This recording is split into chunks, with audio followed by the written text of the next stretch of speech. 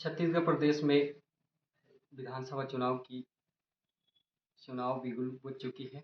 हम जानेंगे बिलाईगढ़ विधानसभा क्षेत्र में यहाँ के प्रत्याशी श्याम टंडन जी हैं।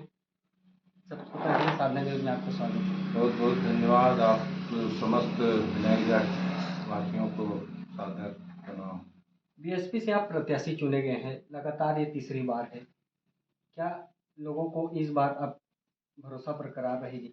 निश्चित रूप से मैंने जब से विधानसभा चुनाव 2013 में इधर लोगों से जुड़ा और सक्रियता के साथ मैं उनके बीच में उनके सुख दुख में आता जाता रहा और इसी वजह से मुझे उम्मीद है कि मैं लोगों के साथ लंबे समय से जुड़ा होने के कारण आने वाले अभी नवंबर का जो चुनाव होगा उसमें मुझे लोगों का अपार सहयोग और आशीर्वाद मिलेगा।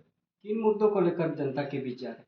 निश्चित रूप से मैं गांव में जब घूम रहा हूं तो आज लंबे समय तक चाहे सरकार कांग्रेस का रहा हो चाहे बीजेपी का रहा हो, लेकिन गांव में किसानों का, मजदूरों का और ख़ास करके बेरोजगारों का जो समस्या है आज भी बरकरार है। सरकार बातें तो बहुत बड़ा वादा में किए हैं, लेकिन जो गरीबों के हित में, बेरोजगारों के हित में, गाँव के हित में जो काम होना चाहिए था वो आज नहीं है। आज भी बहुत सारे गांव, बहुत सारे गाँव, चाहे रोड हो, चाहे बिजली हो, चाहे पानी हो, चाहे स्कूल हॉस्पिटल हो, लोग आज भी वंचित हैं। इस बात को मैंने ध्यान में रखकर लोगों के हित में अपनी आवाज़ बुलंद किया और लोगों से समर्थन चाहा। मुझे उम्मीद है कि हमारे इस क्षेत्र के लोगों को के ऊपर भरोसा है कि उन लोग मुझे अपना सहयोग, आशीर्वाद प्रदान करें। जनताओं से किस तरह भरोसा दिया जा रहा है आप?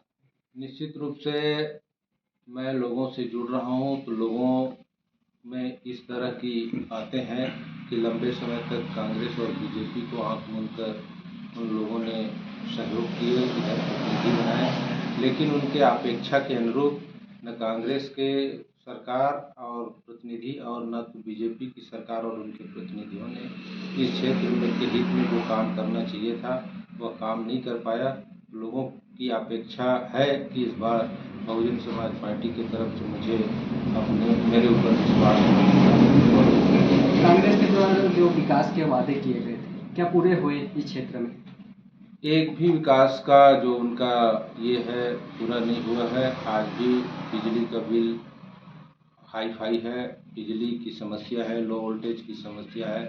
किसानों की धान को खरीदने के बाद जो उनको बोनस दिया जा रहा है, अधिकतर खास करके जो गरीब लोग हैं उनको उसका सही फ़ायदा नहीं हो पा रहा है।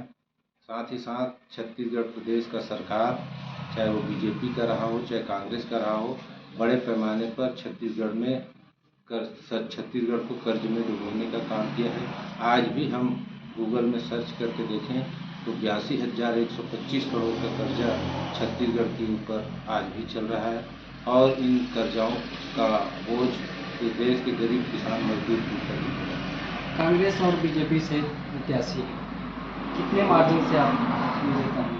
अब मार्जिन को हमारे इस क्षेत्र के मतदाताओं के ऊपर है, लेकिन मुझे पूर्ण उम्मीद है कि बहुत हाई फाई मार्जिन से मुझे लोगों का आशीर्वाद मिलेगा। हमारे साथ श्याम टंडन जी थे, लगातार 3 बार विधायक प्रत्याशी रह चुके थे।